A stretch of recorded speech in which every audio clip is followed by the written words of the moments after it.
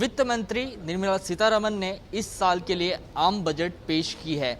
हम इस वक्त मौजूद हैं आर्थिक राजधानी मुंबई में और कॉमर्स चैम्बर में हम मौजूद हैं। यहाँ पर हमारे साथ उद्योग जगत के कई उद्योगपति हमारे साथ हैं कि कैसा रहा इस साल का बजट, इन्हीं उद्योगपति से जानेंगे। सर, कितना रेटिंग देंगे? सबसे पहला बताइए। मैं 10 में से 6 दूंगा रेटिंग। किस तरीके का बजट था? जिस उम्मीद पर आप लोग देख रहे थे, जिस उम्मीद से देख रहे थे, उस तरीके का बजट हुआ क्या? क्या कमियां रह गई? किस तरीके से इसको देखते हैं? मेरी खुद की उम्मीद देखे तो मेरी उम्मीद से खरा नहीं उतरा है, इसके लिए तो मैं 10 में से 6 मार्क दे रहा हूँ।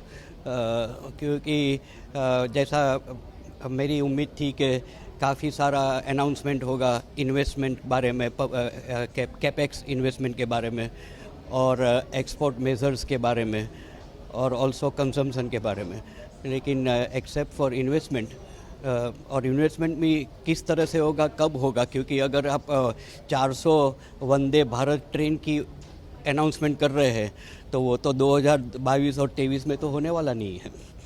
तो हाँ, जनरेट एम्प्लॉयमेंट करेगा, लेकिन इस तरह से नहीं। अरे एम्प्लॉयमेंट की बात की है, 60 लाख जनरेशन ऑफ एम्प्लॉयमेंट, तो ये क्या 60 लाख काफ़ी है? और ये 60 लाख कैसा होगा? ऐसा खाली मैन्युफैक्चरिंग सेक्टर से होगा? क्योंकि अगर सर्विस सेक्टर को अगर देखा जाए तो सबसे ज़्यादा प्रभावित हुआ है सर्विस सेक्टर ये कोरोना काल में, और जो अभी भी प्रभावित है। अगर आप उसके लिए कोई मेज़र नहीं लेके आए, कुछ अनाउंस नहीं किया है, और वो सबसे ज़्यादा एम्प्लॉयमेंट जनरेटिंग सेक्टर है, तो आप 60 लाख कैसे करोगे? वो एक प्रश्न मेरे मन में है। सर, मैं आपके बात को ही आगे बढ़ाना चाहता हूँ। आपने कहा कि कोरोना काल से 2 साल से देश जो है 2 साल से लंबा का समय हो गया है और देश जो है वो गुजर रहा है, और ऐसे में टैक्स स्लैब में कोई बदलाव नहीं किया गया है। कहीं ना कहीं उम्मीद थी कि रोज़गार जनरेट हो, टैक्स स्लैब में राहत दिया जाए। आम लोगों के लिए बजट किस तरीके से है? आम लोगों की बात करें, not as Sanjay Mehta deputy director general of IMC, but अगर आम जनता की बात करें तो सबसे निराशाजनक आम जनता हुई है। क्योंकि हर बजट में हम सुनते हैं कि हमारी तारीफ़ की जाती है कि ऑनेस्ट टैक्स पेयर, बस तारीफ के सिवा हमें अभी कुछ मिला नहीं है। जैसा एक फिल्म में डायलॉग था, तारीख पे तारीख पे तारीख, ये तारीफ पे तारीफ पे तारीफ है, लेकिन कोई सहूलियत नहीं है। कॉर्पोरेट बजट कह सकते हैं क्या इसको? कॉर्पोरेट बजट ही है और वो होना चाहिए, लेकिन it should be overall benefiting everybody.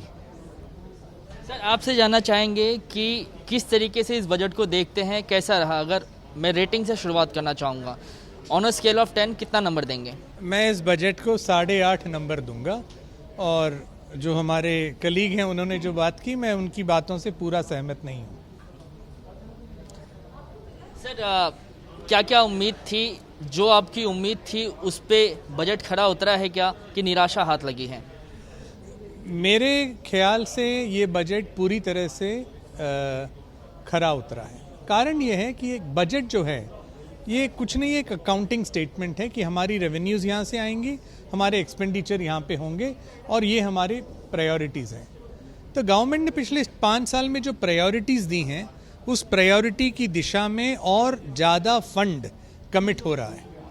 देखिए, बात ऐसा है, अल्टीमेटली यदि GDP इस साल के 9.2% से अगले साल 8.5% की GDP ग्रोथ रखती है, और ये क्षमता रखती है कि अगले 5 साल में हम हर साल 8.5 से 9% की GDP ग्रोथ ले आएँ, इससे अच्छा आम जनता के लिए क्या हो सकता है? देखिए, जब इंफ्रास्ट्रक्चर बढ़ेगी, कॉस्ट घटेंगे। जब एग्रीकल्चर बढ़ेगा, कॉस्ट घटेंगे। जब इरिगेशन स्कीम्स होंगे, जब लोगों के हाथ में पैसा आएगा थ्रू MNREGA प्रोजेक्ट और ये सब चीज़ें, urban renewal projects, infrastructure investment से नौकरियां बढ़ेंगी। मैं ये विश्वास करता हूँ कि ये बजट जो भी, whether it be agriculture, whether it be industry, whether it be MSME, whether it be infrastructure, whether it be services. देखिए, एग्रीकल्चर अच्छा करता है तो उससे सर्विसेज इंडस्ट्री जो उससे जुड़े हुए हैं उनको लाभ मिलता है, लॉजिस्टिक्स इंडस्ट्री को लाभ मिलता है, शिपिंग इंडस्ट्री को लाभ मिलता है, ट्रैवल इंडस्ट्री को लाभ मिलता है।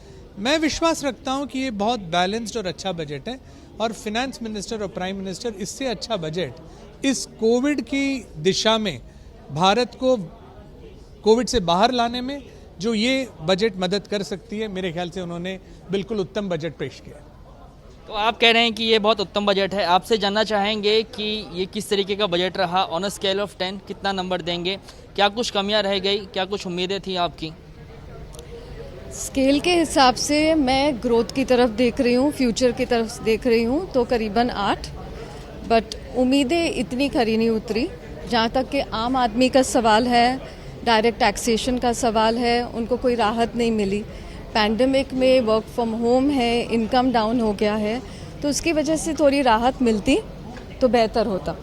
अगर ग्रोथ के हिसाब से आप देखें तो गवर्नमेंट ने काफ़ी अच्छे इम्प्लीमेंटेशंस दिए हैं, रूरल डेवलपमेंट के लिए, एजुकेशन के लिए, डिजिटलाइजेशन के लिए और हेल्थ पे।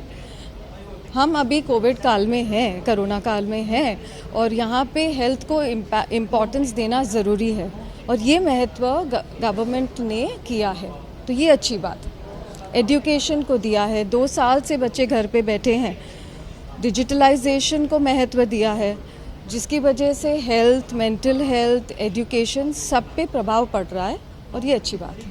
तो ये कहे क्या कि आम इंसान को हाशिए पे रखा गया है, ये कॉरपोरेट बजट है? मिक्स्ड बजट है। आप डायरेक्ट टैक्स को निकाल देंगे तो रूरल इकोनॉमी को भी, इंफ्रास्ट्रक्चर को भी उन्होंने ध्यान दिया है, तो हाल ही में सब जगह देख के दिया है। सर, आपसे जानना चाहेंगे, डिजिटल करेंसी को बढ़ावा दिया गया है, कहा गया है कि आरबीआई इस साल डिजिटल रुपी जो है वो लॉन्च करेगी। क्रिप्टो करेंसी पे जो है वो सख्ती दिखाई गई है, 30% जो है वो टोटल जो कमाई होगी उसका टैक्स लगेगा। उसको किस तरीके से देखते हैं? आई थिंक ये तो पॉजिटिव मूव है मेरे हिसाब से। डिजिटल करेंसी का जो इनिशिएटिव सरकार ने लिया है वो पॉजिटिव मूव है, लेकिन मेरा जो फोकस एरिया है, मैं चेयरमैन हूँ ट्रैवल टूरिज्म हॉस्पिटैलिटी इंडस्ट्री का फॉर द चैम्बर, तो मेरा फोकस एरिया वो ट्रैवल टूरिज्म इंडस्ट्री है।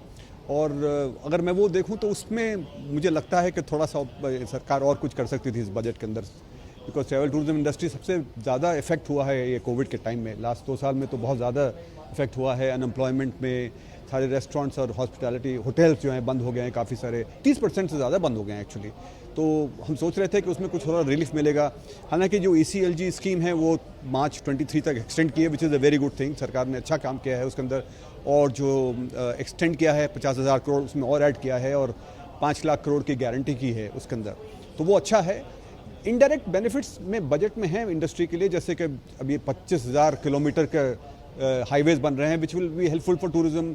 अब रोपवेज बना रहे हैं 8, जो कनेक्टिविटी के लिए भी अच्छे होंगे और टूरिज्म स्पॉट्स के लिए भी अच्छे होंगे। तो इन दैट इनडायरेक्ट बेनिफिट्स आएंगे, लेकिन जो हमने direct benefits as a industry हमने जो प्रपोज किए थे सरकार को, उसमें लगा कि हमको थोड़ा सा और अटेंशन मिलना चाहिए था इंडस्ट्री को। ऑन अ स्केल ऑफ 10 अगर मैं रेटिंग की बात करूँ तो कितना नंबर देंगे? आपने कहा कि आपका एक्सपर्ट जो है वो टूरिज्म इंडस्ट्री में है। सुन रहा था मैं पूरे बजट को, टूरिज्म इंडस्ट्री में कुछ खासा ऐलान तो हुआ नहीं है। तो मैं इसीलिए उसमें कुछ रेटिंग नहीं देना चाहता हूँ, बिकॉज उसमें हमने जो भी FM ने अनाउंस किया है, मैं उसको इनडायरेक्टली देख रहा हूँ जो बेनिफिट आएंगे। जो डायरेक्ट बेनिफिट्स हैं उसमें डायरेक्टली FM ने कुछ अनाउंस नहीं किया है। फिर भी overall budget is a growth budget. Positivity तो है उसमें, तो इंसान को देखने की काफ़ी सारे जो बाकी जो रिलीफ्स और इनिशिएटिव सरकार ने दी हैं वो काफ़ी अच्छे हैं। एजुकेशन में है, इंफ्रास्ट्रक्चर डेवलपमेंट में है, तो उसमें काफ़ी पॉजिटिव हैं। बट हमारी इंडस्ट्री के लिए थोड़ा सा कम है, तो 7.5 तक दूंगा मैं। एक अंतिम सवाल, किस तरीके से देखते हैं इस पूरे ओवरऑल बजट को? निराशाजनक है, संतोषजनक है, अच्छा है, बहुत अच्छा है? नहीं, अच्छा है, मतलब मैं बहुत अच्छा तो नहीं कहूँगा, अच्छा है। तो पॉजिटिव नहीं है तो नेगेटिव नहीं है, तो ये वाली बात है ना। अपना नाम बताइए और इंट्रोडक्शन। मेरा नाम है फरहाद जमाल, मैं चेयरमैन हूँ ट्रैवल टूरिज्म हॉस्पिटैलिटी इंडस्ट्री का फॉर द चैम्बर। ये तो सभी लोग थे इंडियन कॉमर्स इंडस्ट्री से जुड़े हुए, मर्चेंट इंडस्ट्री से जुड़े हुए हैं, और इन सभी का कहना है कि जिस तरीके का बजट है वो संतोषजनक है। हालांकि कुछ और भी चीज़ों की उम्मीद थी जो सरकार ने नज़रअंदाज किया है, लेकिन अगर ओवरऑल रेटिंग की बात करें तो इन सब का कहना है कि बजट जो है वो संतोषजनक है। कैमरामैन अनुप रस्तोगी के साथ कृष्णा ठाकुर, ABP न्यूज़, मुंबई।